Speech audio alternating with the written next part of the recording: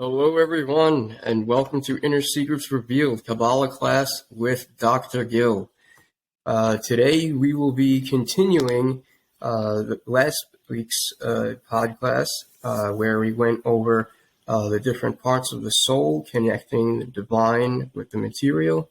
And we have Dr. Gil is going to address some of the questions that you guys had from last week, as well as the questions you guys may have today. Please feel free to utilize the chat feature if you're watching on YouTube or on Facebook. If you're watching us on Facebook, we will be posting the link for you guys to be able to call in, or you could just chill out in the Facebook classroom, and I will pull you guys up during the interactive portion of the class. So, without further ado, I will hand things over to Dr. Gil Tivon. Dr. Gil, everybody. Good evening to you all and to my dear friends. I'm Dr. Gil Tivon. I'll be the guest teacher, lecturer today of the Kabbalah class, which is a continuation. But even for newcomers, my understanding is that we all know nothing, and I'm the first to know nothing. So I take it that this is the first time that you're coming in. So I'll give you a small and short review and a preview of what we had last time, so that you feel really in and you can get on board. And for those that are joining us again, we welcome you again to be here, whether you are in the live session right now, which is going to be for 50 minutes, and then Q&A, questions and answers through the chat, or you can stream it through the lecture, or later on in about 50 minutes, as well as for those who listen to it later through the recording, more than welcome. So we discussed in short, two concepts which we put together. One is Kabbalah, which is the oldest teaching in the world, which really it is one of the first books, is the book of creation written by Abraham, the forefather, more than 4,000 years back. And there's a previous book that was written by Adam, the first man, which is called Raziel, the angel, which is a very, very holy, secretive book that not many people have. And when they do bring it out, it's in a very small format. I think it's font number 1 that nobody can actually read those secrets. I seemingly have this book. And thereafter, it's been handed to us generation by generation, secretively through spiritual masters, one to the other, till our very day and age. Lately, in the last 30, 40 years, Kabbalah has opened its doors wide up for all of us to learn the secrets which are right there for all of us. And surprisingly enough, and pleasantly surprisingly enough, it joined forces with quantum physics, which is incredible, because quantum physics has been around for the last 30, 40 years, and Kabbalah for close to 5,000 years. So how did Kabbalah supposed to know about it? And that's, by the way, we're not discussing religions, but many beliefs, many myths fall apart when it comes to quantum physics, because it's not something of belief, it's really just mere facts of logic and of science. So we know from there, and that's where we start to discuss it, that in the theory of the Big Bang, we know that God said, let there be light, boom, and the universe went forward, and that's what we have today, and that's what we see. So all the potential things that were there comes Kabbalah and innovates to us already there latently when the universe started.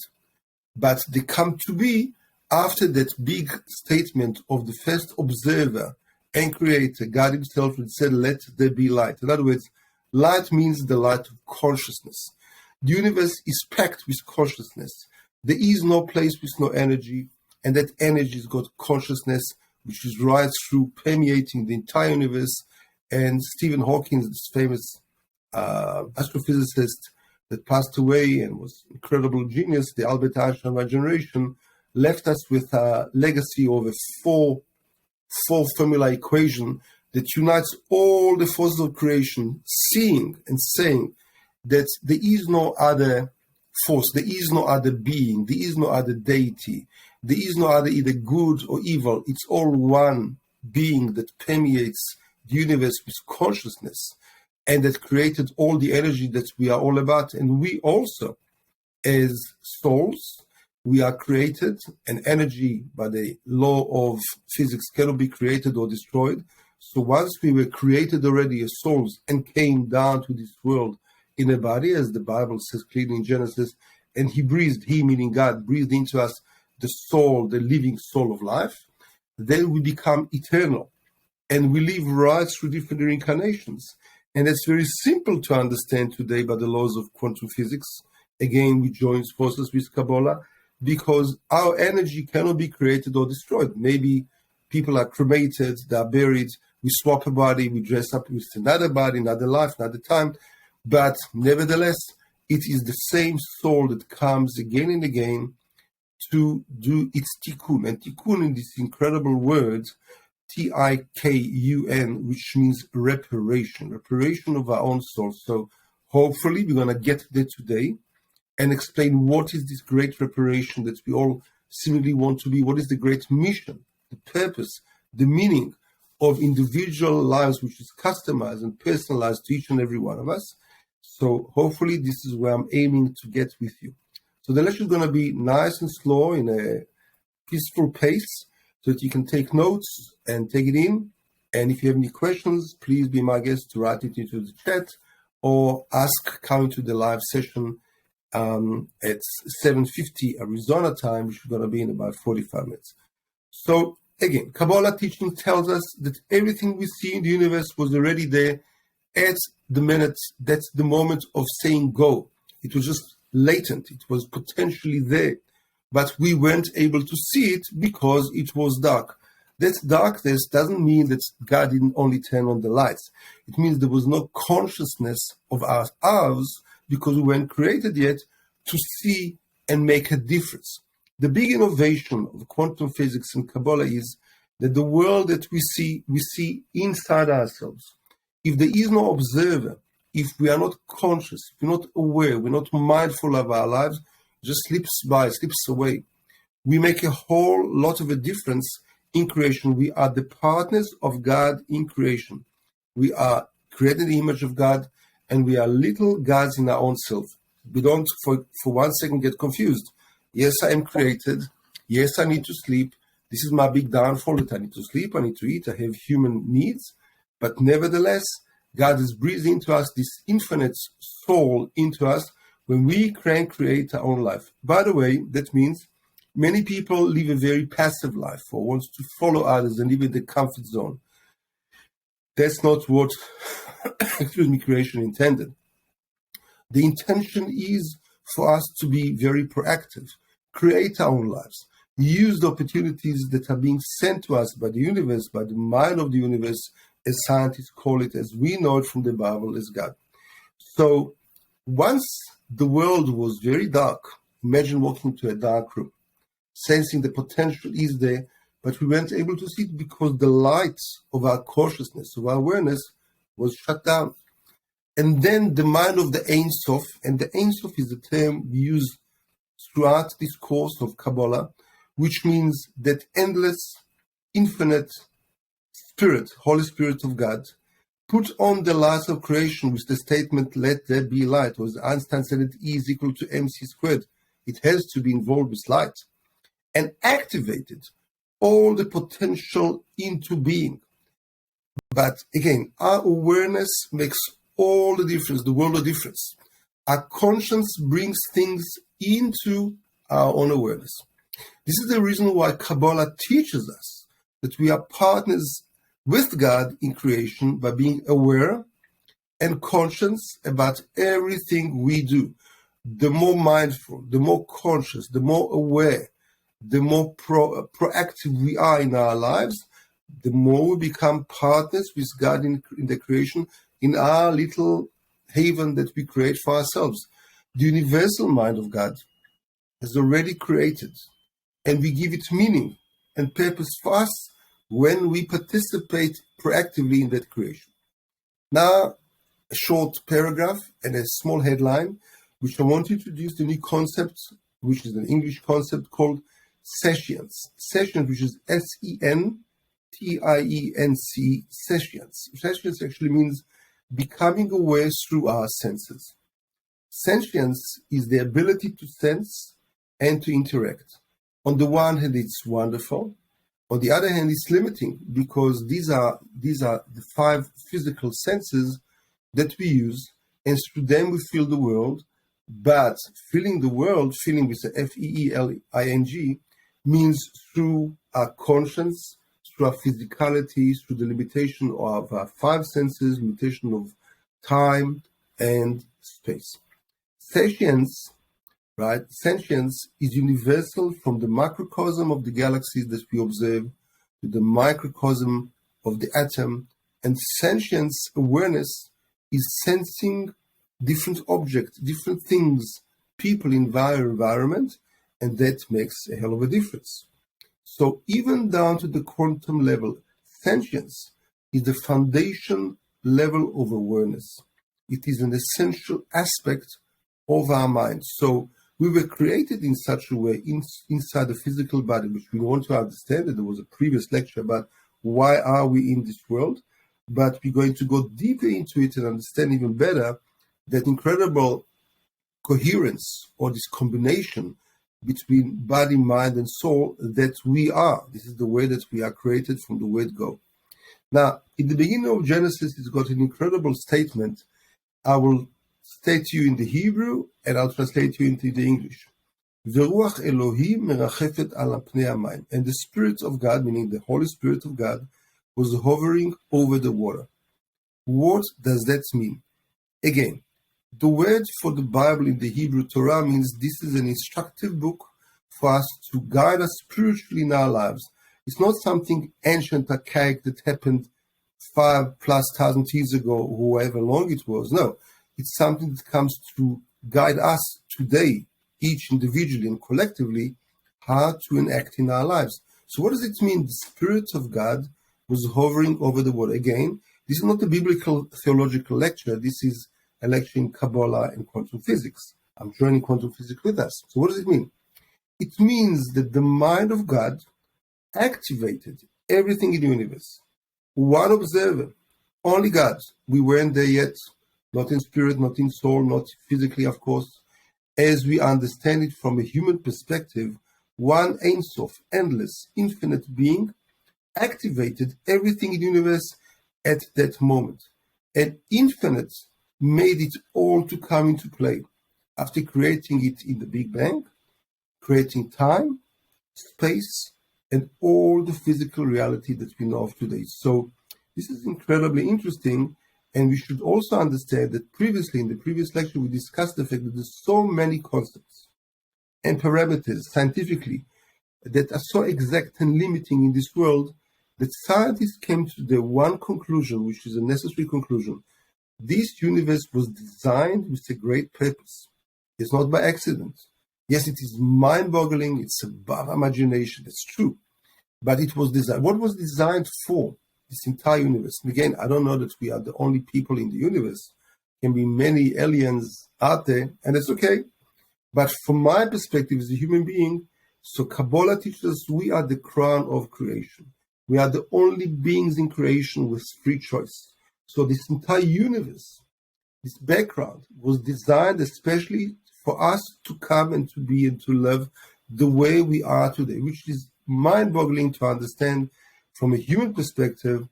How can the one universal mind understand our needs, our life over here, our needs to breathe, and everything that was created very exactly for us to have this life with the consciousness and participation in the universe that we have. So the next little topic will be consciousness, which is a huge understanding. So what is consciousness that we're discussing all the time? Consciousness is becoming aware of something that is already there. Again, I walk into a room. It's completely dark. I don't see anything at all. And then somebody puts on a light, surprise, Gil, you have a party, you have a birthday. It's going to come up later this year. Consciousness is becoming aware of something that is already there. In other words, in the Big Bang, latently and potentially, God has already created everything. We became conscious and aware of it later once the light of our own soul inside the human body lit up with this consciousness to become aware of something which is already there. Consciousness observes more actively and directly than awareness. I can be aware of something. Here's a street to the right, street to the left, a mountain. I'm aware of it. But I'm not conscious, I'm not mindful of it. Consciousness is another word for mindful. Mind your step. Mind where you're going to. Mind this incredible mountain. We had an incredibly incredible experience on that mountain, in that room, in that event. So consciousness is much higher, more meaningful, more intimate, more subjective than awareness. Consciousness can direct the will, our own inner will, to do something. Now, we also driving this lecture toward this beautiful tunnel called the inner will of a human being. That will, that intention is very, very powerful. By the way, many people feel very weak, very passive. I haven't got the power to overcome my evil inclination. I haven't got power to overcome addictions. I haven't got power to overcome the fact that my financial situation is not great. My relationship is down the drain. My health is down the rabbit hole. My spirituality, I'm not growing in any way. And just accept it. And that's not true. The willpower that each one of us was given is so powerful. If we only knew, we can create worlds with it because we were created in the image of God. And that applies to everyone. Nobody can say it's too much for me.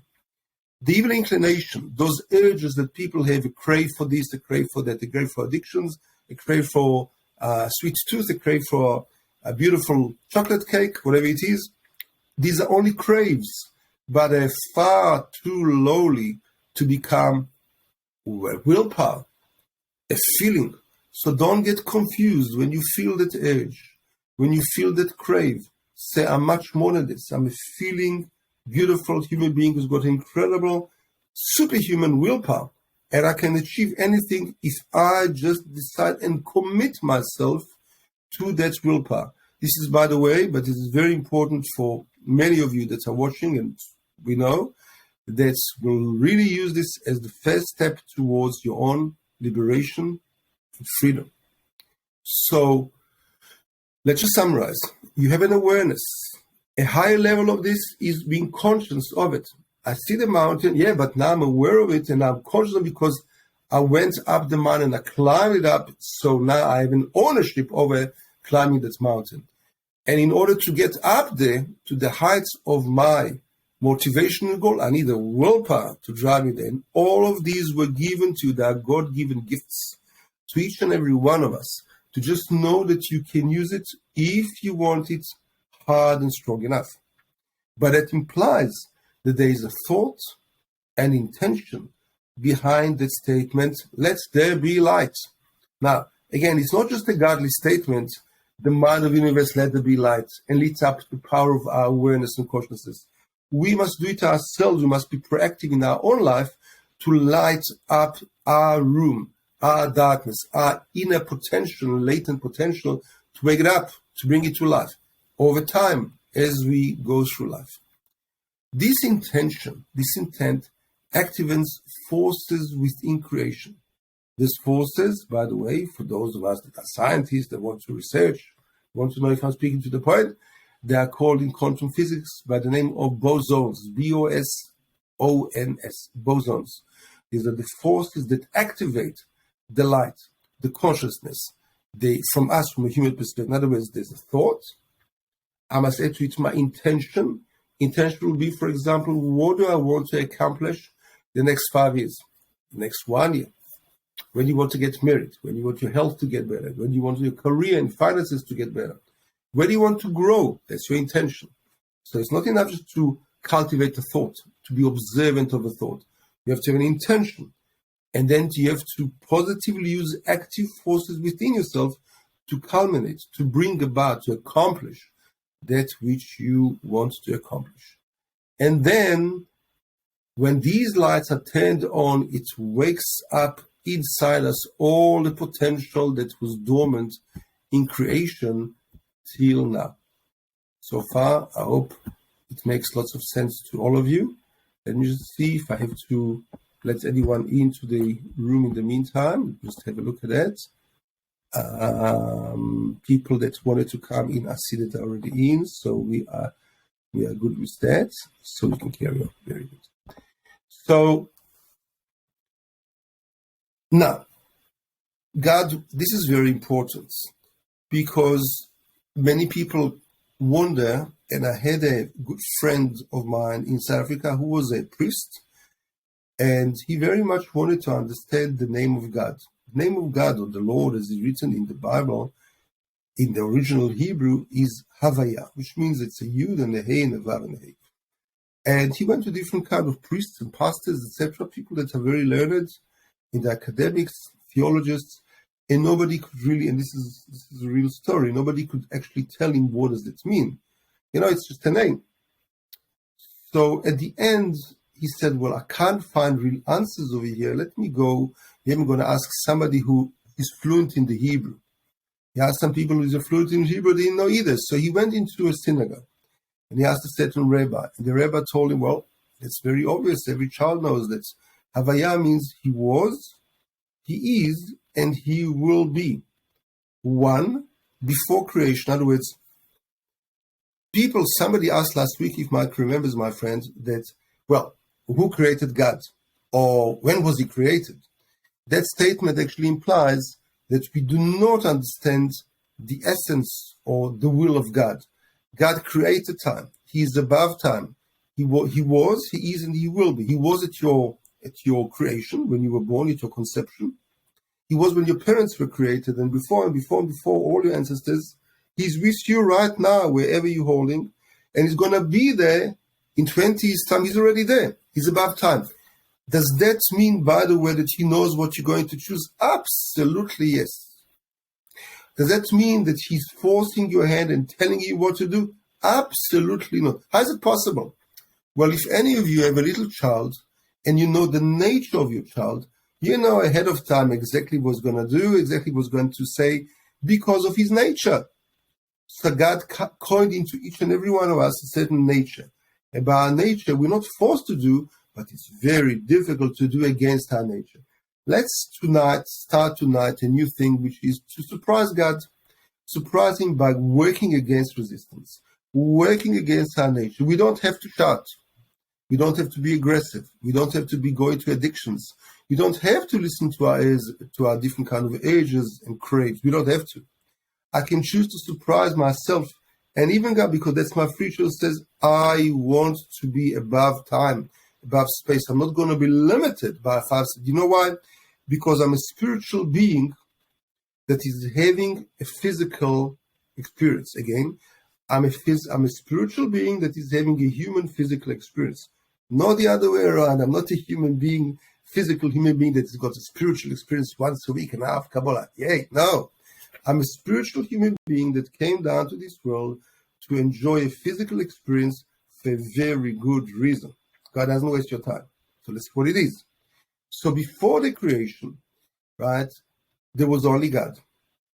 That's why in the Hebrew, the original says in the beginning, there was the first day, and that wasn't the first day, it was one day. One meaning there was only one observer in the universe. That was God's conscience.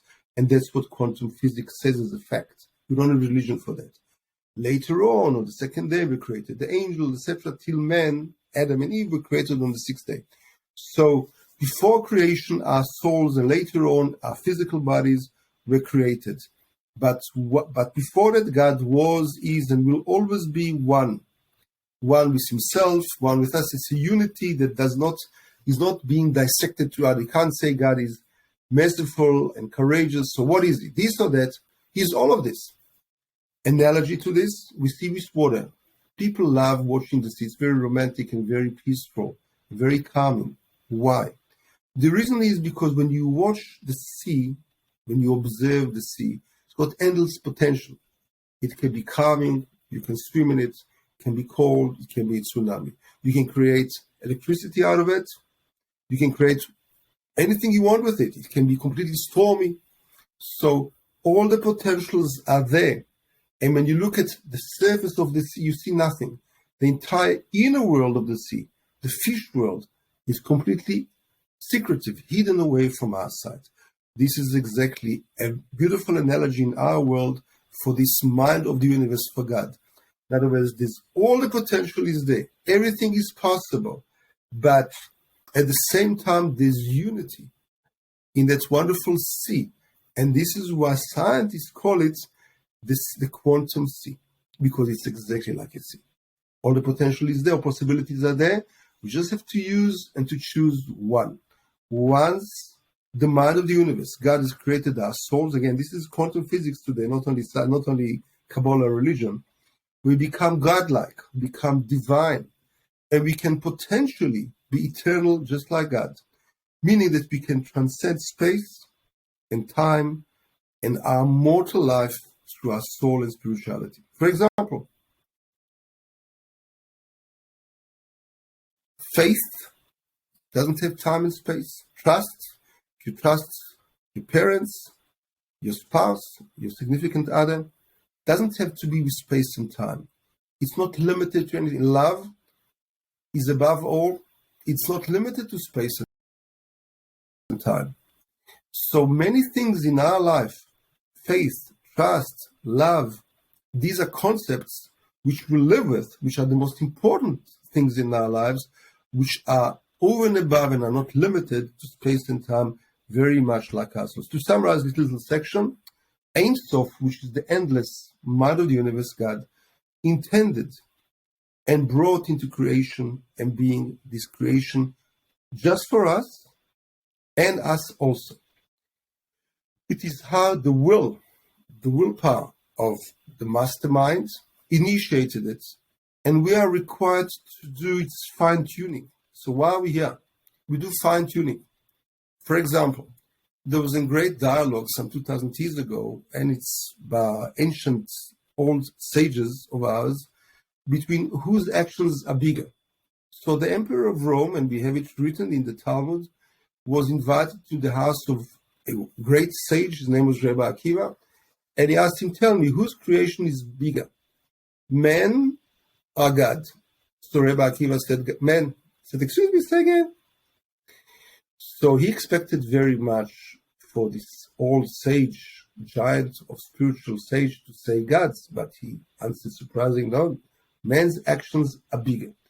Meaning that we do the fine-tuning. He said, please explain yourself. Because his question was as follows. If God's creations are perfect, then why do you need to do circumcision? Why do we need any rectification in this world? God already created me perfect, as the old Greek philosophers believed, and therefore there's no need for anything to do here. We're just here in a stale mode to do nothing.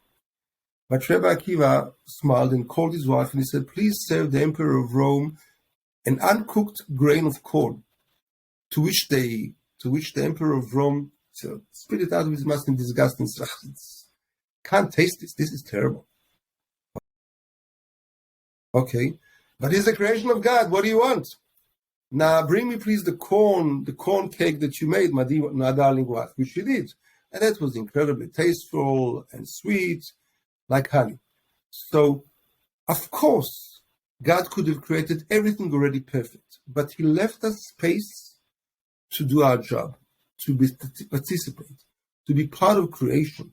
And that's what we mean by fine-tuning. I was not created perfect. No human being is perfect. We are perfectly imperfect with many things to do, especially we've got many things that we miss, that we lack. When we are born, we don't have love, we don't have anything given to us. We can't even see the world. We don't have education, we don't have a language, we don't have a culture, we don't have a religion. Everything has to be acquired over time. We don't have clothes like the animals. Nothing. We don't have money. We don't have a relationship. We don't have a spouse. We don't have children. Nothing is given to us. We have to slave very hard for it. Why do we have to work so hard for it? Because we do not appreciate something which is given to us scot-free. Most people that won the lottery, in a very short time, they lost everything and have great debts of many, many millions of dollars. People that slaved away and had a very humble beginning appreciate everything they have and serve and give over to others because they appreciate that they are doing the fine-tuning for themselves and for others. They can appreciate how hard it is to be sick, how hard it is to be homeless, how hard it is not to have any money, how hard it is to be dependent on other people like your parents, which nobody likes, nobody wants. So again, It is the will that initiated everything, and we are required to do the fine-tuning for better or for worse, for good or for evil, for truth or for lies, for creation or for destruction. It's up to us. We can have a Nobel Prize like Nobel. Nobel was the one who created actually the dynamite. And when he realized that he brought destruction to the world, he was a very beautiful human being. He gave all the money he earned from the dynamite, didn't want any part with it, towards Nobel Peace Prizes, to bring peace and harmony and construction into the world and creation. While other people that walked this earth, like Hitler, they destroyed 40 million people, one person. And other people like that, that are savages, that have destroyed and corrupted this world. So this is the free will that was given only to us humans. There is no other creation in this world that we know of, that we are aware of, that we've got conscious of, that's called free will, which means it's completely free to choose what? To be godlike in a limited capacity as individuals and the part of a society to create or to destroy, to choose for better or for worse, to choose good or evil, to choose to be truthful or to tell lies, to flip on people, or to be consistent and persistent and stable and create our lives. This is an incredible point. The source, which is the unlimited, infinite Ein Sof, created matter. And this matter is made up of very, very tiny little bits of creation, which in the quantum physics language is called fermions, Fermions, fermions. But it's not just any thought that we need to use in order to create things or any intention. And this is very important what I want to tell you now. We must have coherent thoughts from a higher consciousness. Again, when I have coherent thoughts, when my thoughts and my intention and my heart, my emotions are one, I want to have a goal, this is my intention. I want to create a certain service that is going to provide service for many other people. Always have in mind other people, always. That's the one way that you ride the wave of this world, because God is all good and giving. You must also be in the image of always think of other people, always. First and foremost, this is your intention. This is your goal. What do you want to create that will serve others? The more you want to serve, the better intentions you really have in your heart, the more you're going to be successful. Always. Then you should have thoughts and intention how to get there. Hold the vision in your mind. And then also have a coherent feeling with it. If I will think I'm a loser, I will never be successful. Money is difficult to achieve. My soulmate will never be found. Health is not for me. Growth is for other people, etc. Or money is not available. Then no way can I achieve what I want. I need to have the right feelings to cultivate in myself, to be aware and mindful of how am I leading this being called me. And this way, I can create matter. I can create reality in my life and draw it into my life. It's a very big secret. This principle explains the true nature of matter, of power and of energy. These two things join together. Matter is what we want to create. More bounty, more finances, better life, better lifestyle, better health. It all materializes in the matter. For this, we need to use our inner energy, our spiritual energy, and we need power to drive the force that we need to get there, which is our intention, our goals, whatever we do and we act in this world. Imagine that I want to get from here in Phoenix, Arizona to Pennsylvania. I just shut my eyes and I meditate, and now I'm in Pennsylvania. Yeah, I can be in my mind in Pennsylvania, but I haven't moved an inch. I will always be here. In order to do something, you need to get up and do it. You need power, energy, and intention to get there. And why and how all this subordinates to the mastery of the mind. So many, many great philosophers, many great Kabbalists over the last thousands of years, alchemists, from east to west to the middle of the world, in Kabbalah, which was initiated in Israel, in the land of Israel, understand that the master of it all is our mind. Not only the mind, because we need to have coherence with our heart, but the master of it all is our consciousness. It's our awareness. It's our mindfulness. And all these concepts that suddenly sprout forth, and we hear it in the last 10 years, suddenly humanity is coming to the level of understanding, and we just at the threshold of an incredible breakthrough of understanding how it all comes together. So to summarize, you need to master your mind. You need to use energy, which is your inner spirit, your inner emotions. You need to use power to activate all this and the force and intention, and then you can materialize whatever you want in your life. How you do it? Oh, that's a very big art of life, and that's beyond the scope of this lecture, which is Kabbalah. It's more about Kabbalah, but this is a certain workshop that I'm giving to activate all this potential within you, and that's a very big secret how to do it. While in the physical universe, opposites usually attract. For example, why do people think that the most romantic thing in the world is watching sunsets facing the sea? Maybe it's nice to watch the sunset facing a mountain, or maybe it's also nice just to watch a mountain. Sedona is a beautiful city, very spiritual city in the United States, maybe the most spiritual. So why is it that people so much enjoy watching sunset over the sea? Because there are two elements in nature, fire, the sun, and water, which are completely opposing each other, which seemingly to our eyes, they are merging, they are kissing each other, which is incredible. So the material world, the way that we see things, we think and we feel that opposites attract. You know, if I had once a certain student of mine, and she was a very introvert, very conservative kind of woman. So she attracted to her life a man that was going to pubs, very outgoing, very much extrovert, said we fit to each other exactly. Said, okay, let's give it some time. After about 2 months to separate, because even though they are very different, they're not going to really have any common denominator between them. So opposites, that's the old thinking that they usually attract. But in the quantum world, that's not exactly true. What we look for in the human nature, as well as in the world out there, is complementary nature. Things that will complete each other. Let me give you a physical, simple example. This is Kabbalah. For example, we all have learned science in elementary school that neutrons and protons are living together inside the nucleus of an atom, and they're held together by a very strong force.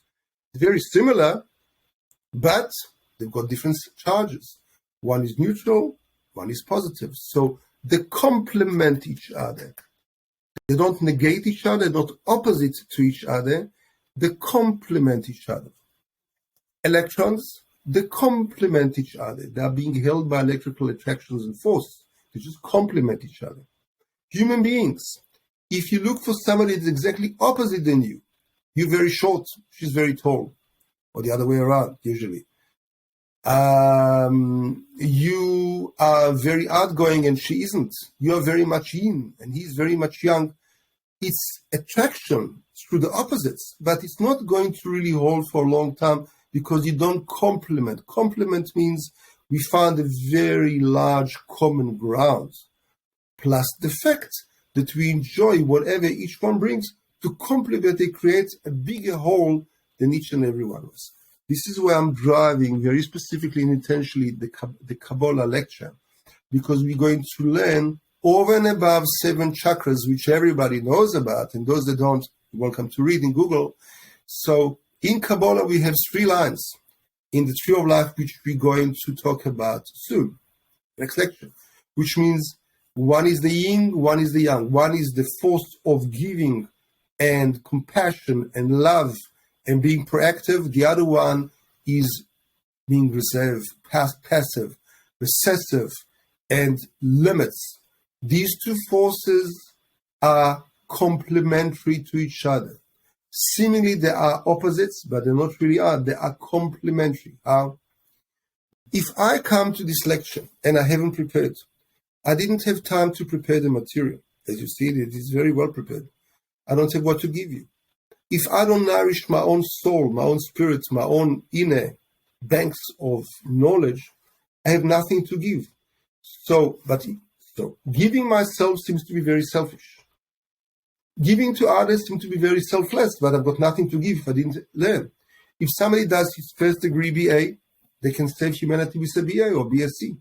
If somebody is a doctor, they can save humanity on a much higher level. Seemingly, they were very selfish, including myself, and devoted many, many years in university for their own selves. But that's not true, because all that investment was in order to save at a much higher level. So you see, it's complementary forces in nature. I need to invest in myself in order to give. I need to give in order to nourish more myself. Imagine a candle being lit from another candle. The first candle will never be extinguished, will never be reduced by lighting another candle. Your soul is a candle. My soul is a candle. When I light your soul, when I give you some forces, some knowledge, I don't get reduced. On the contrary, I get empowered. And the same applies to you. Being my ambassador, going out there, sharing with other people, being compassionate, being kind and loving, there's nothing wrong. On the contrary, that makes you great. That makes you in the image of God. So, summarizing, let's move forward. What moved in the Big Bang was the will of the Ein Sof, that endless mind of the universe, God. And that caused an incredible ripple effect, right, in the universe. So the initial intention and cause within the energy field was to bring about creation. That's very true. And you may call it the past observer, God that existed, that created everything. So from our perspective, understanding your life, what's your circumstances, what's your environment, what's your special forces, what's your abilities, what's your capacities, what is the existing potential that exists in your life. Some might be incredible people when it comes to sports. Other people might be incredible when it comes to arts. And some will be scientists. Nobody is greater than anyone else. You know, many, many scientists, they earn maybe 40K a year. Watch Ronaldo, who I don't know which grade he finished, but he definitely is a very brilliant number one in the world soccer player. He earns 94 million euro a year. That's a little bit more than 40,000. So everyone has their show.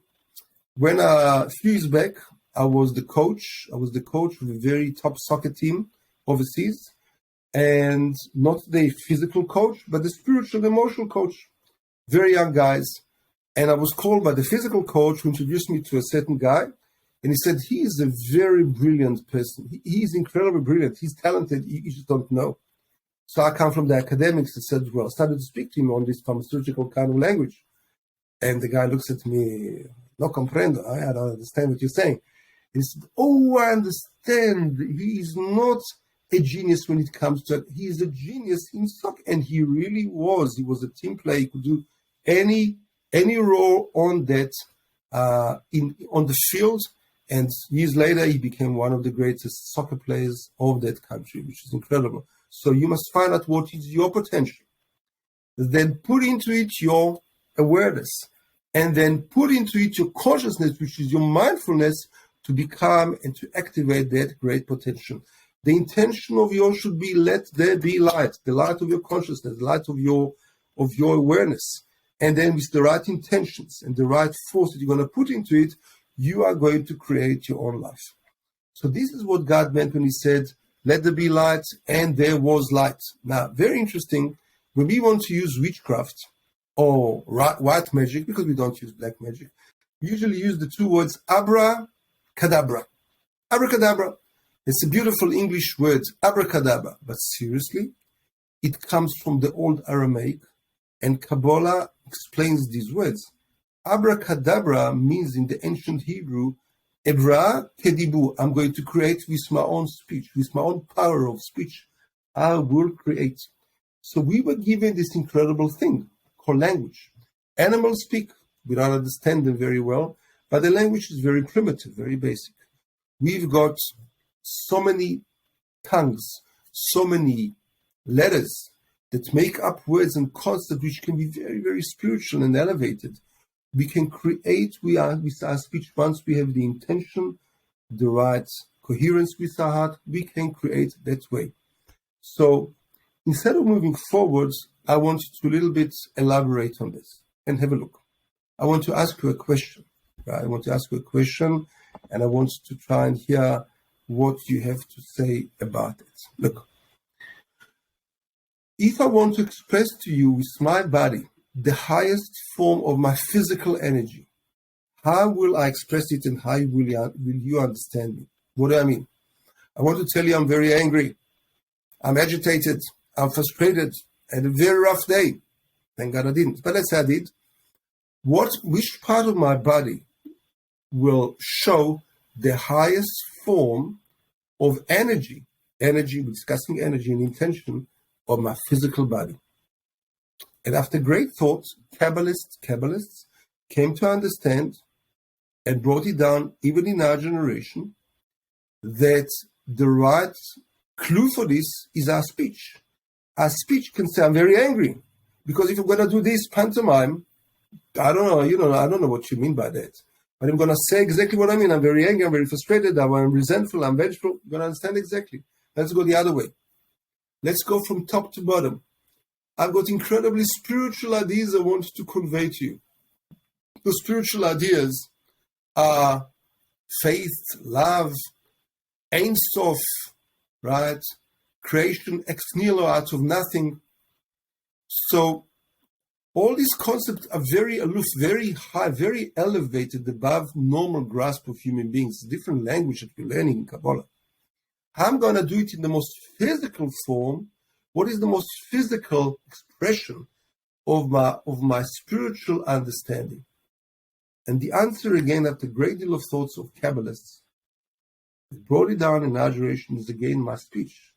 I can say to you Ein Sof, I can explain what it means. I can speak to you about love, I can speak to you about compassion, about loving kindness, acts of kindness, and you will understand exactly what I mean. So our mouth is an incredible bridge between the highest worlds of spirituality and the lower worlds of physicality and material.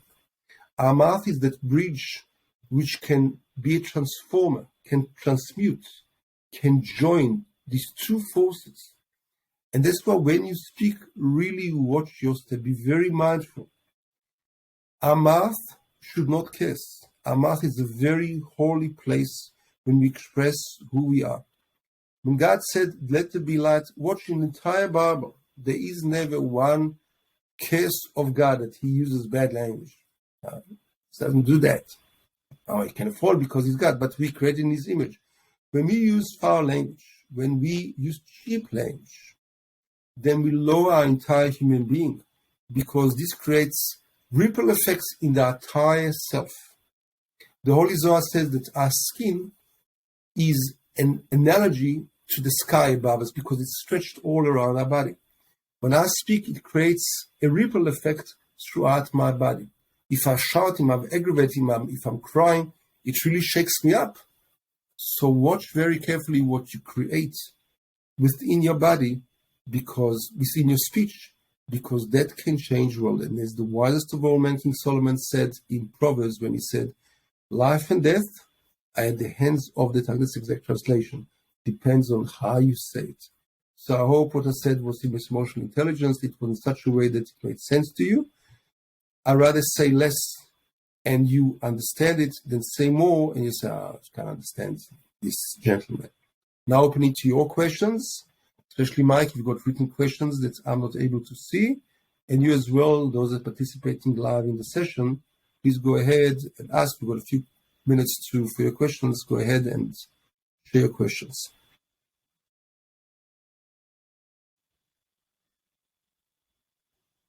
Okay. So, well, thank you very much, first of all, for that, because I definitely learned a lot. I'd like to go just into the questions we had during the week first, real quick. Absolutely. Just give me a second to pull them up.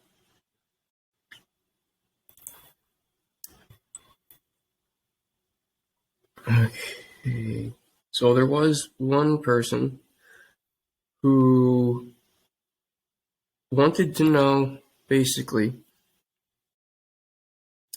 and I apologize if I'm interpreting this question incorrectly, but they wanted to know, is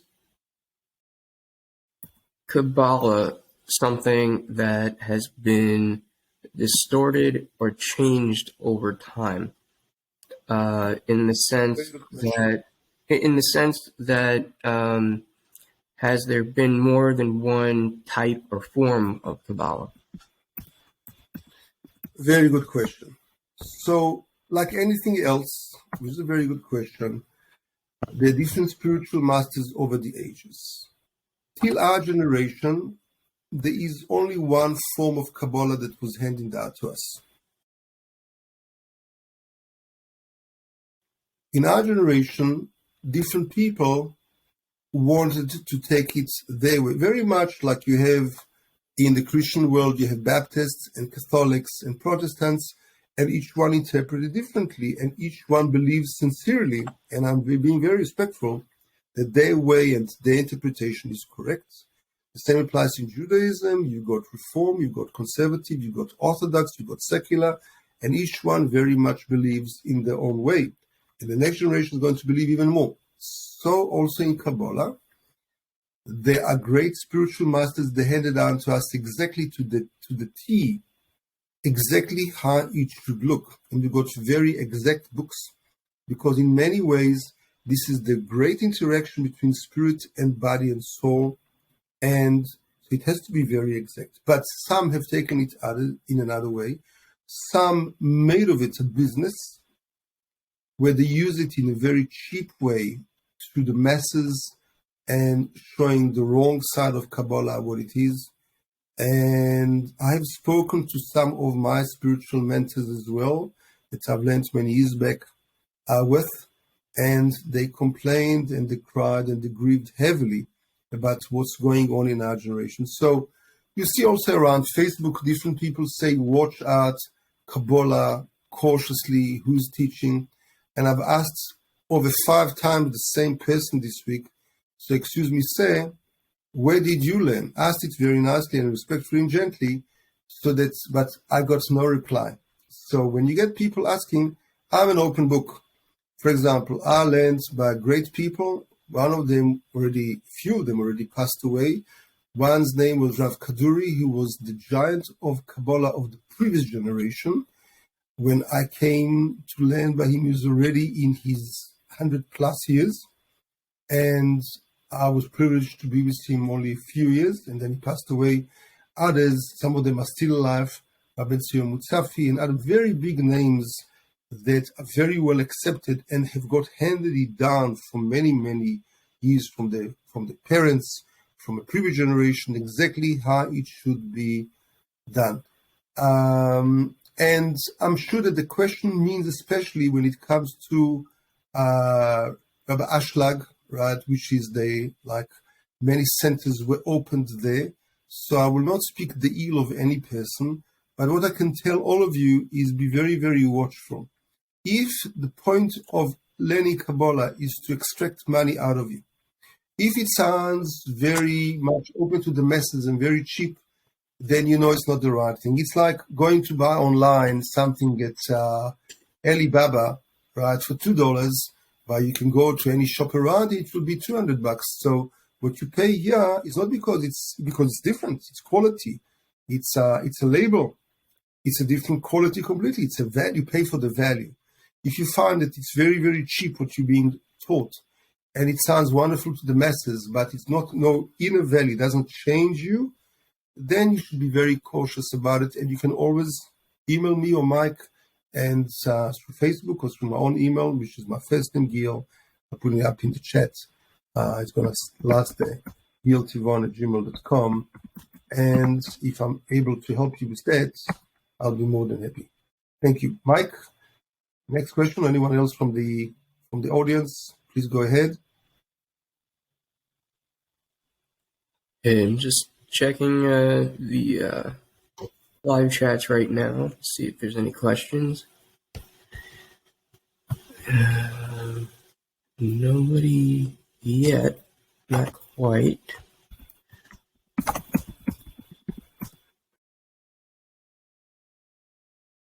Okay, let me go back to the list of questions from this week.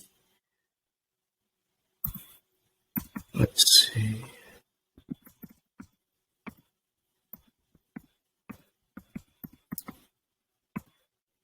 Okay, so, well, somebody made another comment again, saying, I appreciate your explanation, but we have to be careful not to broad brush other corporal topics with true lineage / Kabbalah. It sends the wrong message. So I guess that's more of a comment. So I don't understand the question. I'm trying to really respectfully understand and sensitively. If you can please repeat, so what is the question about Ashlag? I don't understand. I didn't grasp it. I'm not sure if I understand the question either. I think it was more just a comment. Say again. Rebbe Ashlag himself was. Let me. Rebbe Ashlag himself was the great man. He was a chief authority in Poland, and then he immigrated to Israel in the late 40s, 1940, and he changed and shifted to Kabbalah. And he was an incredible, huge, great Kabbalist who left us with many writings, and one of the first interpreters of the Holy Zohar from Aramaic into the Hebrew and later on into the English. So he made incredible work. His son, Shalom Baruch, he carried on his incredible work, no question about it. And I have learned there as well, no doubt. Nevertheless, some people have taken it in a cheap way, in a wrong way. And thank God we've got very huge spiritual masters that devoted their life to that. They didn't devote their life to commercialize it, to make money out of it. They devoted their life to real cleaving in God, walking in His ways, trying to bring over peace, harmony, love, etc. to the masses and to people. And so we always check the intention. There's a whole nation that lives around it, and we know very well firsthand who do we accept and who we don't. So even though art's there are many opinions about it because people don't know and are being misled. That's okay, and I'm very sorry about it. But you can walk through any of these great spiritual masters that are over the age of 95 and dedicated their life to this. They will tell you exactly who is who. So I made sure to learn by these people for many years that I know myself to make right from wrong. And sometimes it's very narrow and thin to really make a differentiation between who is going the right way and who is not. But that difference makes a hell of a difference. Yes. Thank you, Mike. Next question.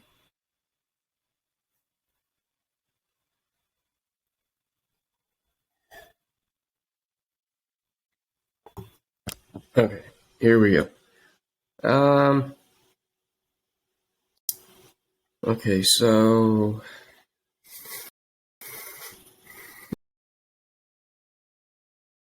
yeah.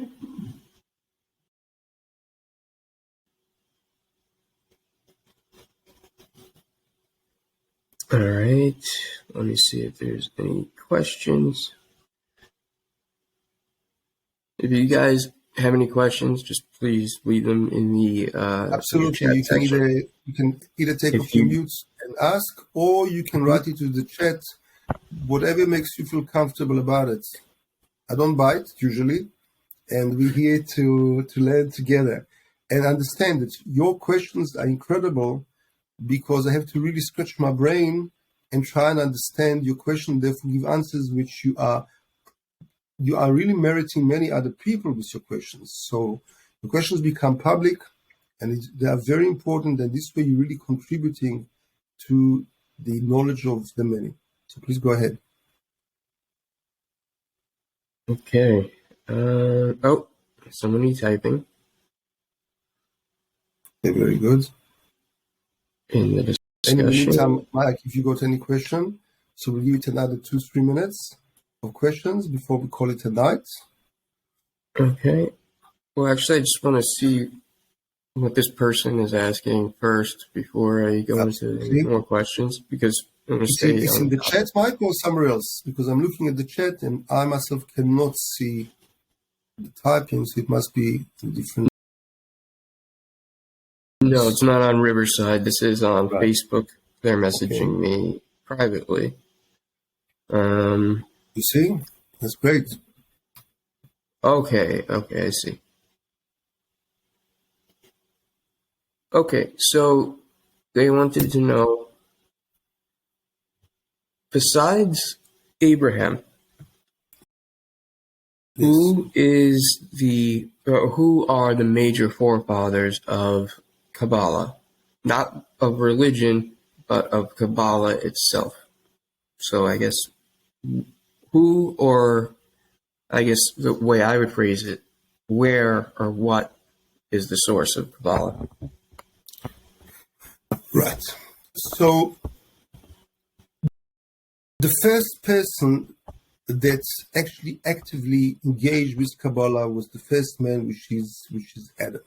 And again, we have his book handed down to us word for word, letter for letter, which is called the Book of Raziel the Angel, because these great masters were prophets, were really holy people, and so they were allowed to use archangels to their own usage in order to bring down information, Kabbalistic information, which will serve the generations to come. So the first one was Adam himself. The next one that we know of till today was handed down was Abraham, the forefather. He was a great, great Kabbalist, and he was a great astronomer, a great astrophysicist. He left us with a great legacy that we know. Part of it is written in the book called the Book of Creation, which is worldly studied today in many universities, and I myself have learned and taught this book a few times. It's a very deep Kabbalistic book, which in a superficial way is also difficult and complex, and in a deep way it really is mind-boggling. But he teaches you over there how to create things, how to transmute. He teaches you over there the secret powers of creation, secret power of the letters, of the stars, creation of what happens inside the human body. So this is an incredible Kabbalistic book. King Solomon wrote 3 books. The book which is called Song of Songs, what we see over there is just a superficial alignment of what he really meant. The hidden writing of it is completely Kabbalistic, and those people that understand it, and the Holy Zohar that was written 2,000 years back by Rabbi Shimon Bar Yochai, is teaching us some of those secrets, reveals secrets from the minute of the Big Bang to creation till the end of time, till Messiah, till whatever we go through our generation. There are many, many clues and prophecies. There is a Talmud which is called Sota, and on page 49b, that's exactly the place, you can see many prophecies towards our generation and what's happening in our day and age in our streets right now. So we have many, many books that we're handing down this way. Some 500 years back lived a great Kabbalist. His name was the Arizal, right? He was born in Israel, next to the old city, next to the temple. His father died when he was very young. His mother was extremely poor. She went down with him to Egypt, where he became a very young new Kabbalist and had an incredible spiritual mentor. His name was Rabbi Baz. He learned by the Nile River for many, many years. He was already married with a child, and then he went back to Israel, to Tzefat, who's one of the most spiritual cities till today.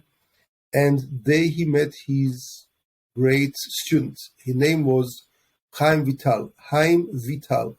And he taught him lots and lots of secrets, and they wrote together. He gave over to him, and he wrote over the next many decades a set of books, 8 books, right, which is named after this great Kabbalist called Arizal. So our lens to see the Holy Zohar and to open the whole of creation is through this great man called Arizal.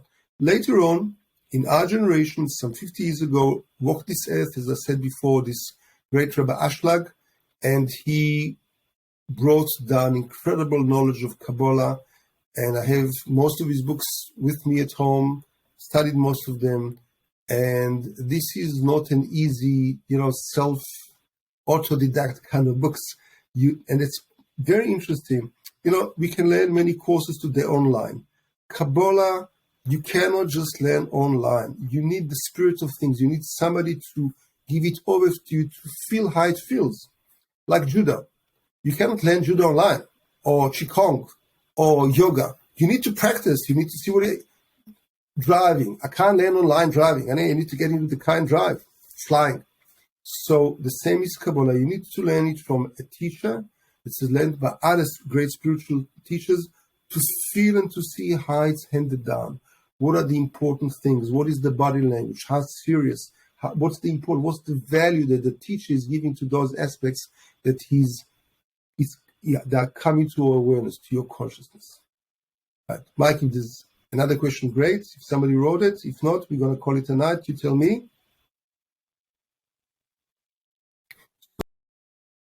So there is something that Mike and I discussed today. The originator of this idea is Mike, so I'm going to hand you over to Mike without further ado. And he's going to introduce you to an incredible thing, because Mike is a very innovating, beautiful human being that I love very much as my personal friend as well, who's also a great musician and a writer. So without further ado, I'll give you Michael Albert Ray. But this is incredible, and this idea is going to really maybe even change the world, because it comes to save many, many people who really are in need. So please, Mike, go ahead. Okay. Well, first, I just wanted to mention that there were a lot of people thanking you. There was one question that I believe you did answer just now, for the most part, which was in regards to, learning about these books, or if there are other books that we don't know about that are, Yes. not widely is known, and if we should pursue learning these things without a spiritual mentor, or if we should just, go into it blindly. So there you go. Yes, correct. Yes. So I hope that answers the question. If anyone else wants to see, they just rewind, or if you're watching the replay, you'll know what the question was. So, as Dr. Gil was just talking about, I have had this idea, and to me, it seems very reasonable, and it seems as if it will benefit all of us. By all of us, I mean not just the people that are watching right now, or who are participating, or who wish they could, but this will be able to benefit everybody on a collective and an individual level. I always say to myself that, you have to, win the war within yourself. Otherwise, you are always going to be a war, outside. And one of the things that we like to do here is to help people find the right path, to help people to really learn from the proper sources. Not saying we are the proper sources, but to learn how to connect properly to the divine. And of course, some of you may not know, I have my own Podclass on mental health, spirituality, and metaphysics. So the idea that I've come up with is to start a new app. And on this app, which would basically function as a web channel. So think like a Netflix or Hulu, but all dedicated to this type of content, all dedicated to Inner Secrets Revealed, Kabbalah class with Dr. Gil, to mental health, spirituality, and metaphysics talk with Mike Ray, yours truly. We also have other shows, podclasses that are in the making. And this app will be free to download. And, you will just have to stick around for, some quick advertisements, which, of course, and I'm not suggesting you do this, but you could fast forward through so that you could get straight into all the good, juicy content that we have. Also, if you were to download this app, you would be able to get new videos ahead of time before they're released to other platforms. So before it's on YouTube, before it's on Facebook, before anyone else hears about it, you will get it, especially for you. And this is going to be a way to really help spread this out to more people, and just help this knowledge, because we know that it is much needed in these times, especially when it comes to dealing with mental well-being and just our entire well-being and the well-being of the human race and society in general. So Mike, I'm going to interview you now. We're going to change role. So I'd like to know, as a person from the side, so to say, what will be special about this app? What is going to save the people? They want to know what kind of lectures, what kind of service is going to give them. Well, that's a good question. Thank you. Of course, the first one that we would have is this class. This class would be available. All of the old replays, all Dr. Gil's other videos that he has been kind enough to make for everybody. We will also have some pod classes, which again is a podcast plus class, so it'll be interactive. We'll have them on holistic medicine. We will have some on meditation. We will have some on even physical therapy for some people who, might not be able to get out to the gym or things of that nature. We will have classes on relationships, building interpersonal relationships or, spousal relationships, even parent-child relationships. Of course, then there are also a few people who were interested in, teaching more and further about, certain spiritual principles, which, again, are not in alignment with any one particular religion. And we're not going to be promoting a religion or any religious movement or any single faith. This is more going to be a reservoir, a digital video library of classes that are all free, that you could come to, just download the app, and you get to choose between all the different classes. You'll have the different topics, the different subjects, whether you want to, learn about alchemy or Kabbalah or mysticism, Eastern mysticism. If you want to learn about biblical history, or if you want to learn about just, you name it, it'll be on there.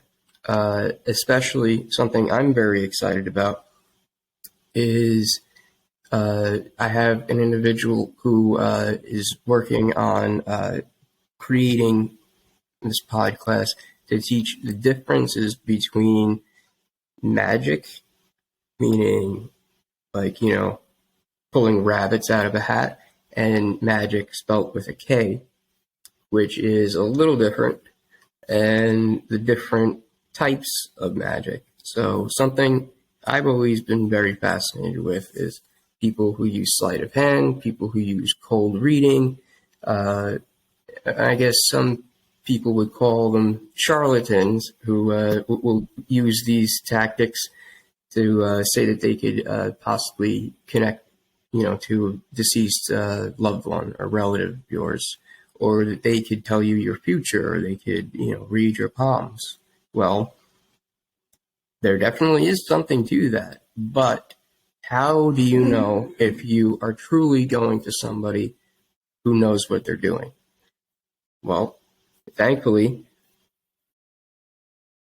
you will have the right place to come to, and it will all be in an app that you guys can have in your pocket. So you will be able to carry this entire library of knowledge and wisdom around, and you could also use it in arguments when you want to prove your point and prove that you're right to your friends. So just think about that. The holidays are coming up. You might want to download this app. There you go. So I will just add, Mike, this is a beautiful list that you brought, and that is, we will discuss also things like people, the number one kind of trouble that people go through today, headache, stress, anxiety, fear of the unknown, different human needs, as well as grief or trauma that people are going through. So we're going to concentrate and bring it all into that app. Again, whatever, I can't be responsible, of course, for everything. So, and to check everyone's whatever they say. So, and to supervise it all. So, whatever I will speak about, whoever comes from with my approval, that will be wonderful and fine.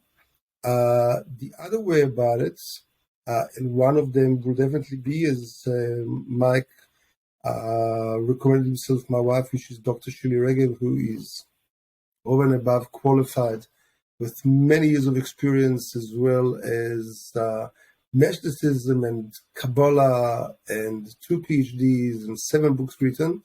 So she'll be giving her side of the story, which is very well. We can go also into divinity.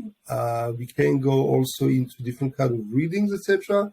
But it will be something of great value, of soul reading, things that will also be science-based, things that that have been proven or that are written broader in Kabbalah, some of them like palmistry, etc., from the Kabbalistic perspective, where we can enjoy real revelation, numerology, etc., that we will know about it. So we're looking very much forward to that. And look us up very soon, because this is upcoming very soon. God bless you all. Thank you so much for being with us. Thank you, Mike, for all this. Hey, thank you, Dr. Gil. And thank you, everyone who joined us. Again, thank you for all the awesome questions. Remember, this app, it hasn't even dropped yet, so you guys are the first ones to know about it. Anyone who is a participant in the mental health, spirituality, mysticism, and metaphysics group, or any of the other groups this video has been posted to, you guys will be getting the links, so look out for them. And again, I would just like to thank Dr. Gil and all you guys for participating, and as always, making this an amazing discussion and class. Thank you so much. You must know, by the way, those that do participate, don't feel lonely, don't feel by yourself, because we do know, Mike and myself, that people that are joining us, that are viewing this, they come, I can tell you, from Australia, from New Zealand, from Europe, from England. I've got also people from South Africa who are joining, from Israel. So there are people from all around the world, let alone from the United States, from many states, that are either watching us right now or will be watching the replay. So all of you are very much welcome. And this is a very special kind of community that Mike is one of the great leaders of it, that we're trying to build, to create a village which is worldwide, which doesn't have, different kind of religions, different kind of cultures, but we are trying to make one unified, loving community here, and use common topics that speak to all human beings, whatever walks of life they are in. So thank you very much for being with us. Have a great night. God bless. Thank you, Dr. Gil. And yes, so I would just like to give a quick shout out again to everybody who has been following us. And guys, also don't forget, if you guys are watching this replay on YouTube or Facebook, wherever it is, Make sure to click on the link to see the playlist wherever it may appear, either above me, to the left, right, or below me. And to see past episodes and previous lectures from Dr. Gil Tivon, please also subscribe to my channel and hit the bell to get notifications on when new videos are being released. And you guys, on the new app, once it is dropped, remember, look out for the link. You guys will be able to watch previous videos from all of our podclasses, and then you will be able to get updates. So thank you again, everybody, for joining.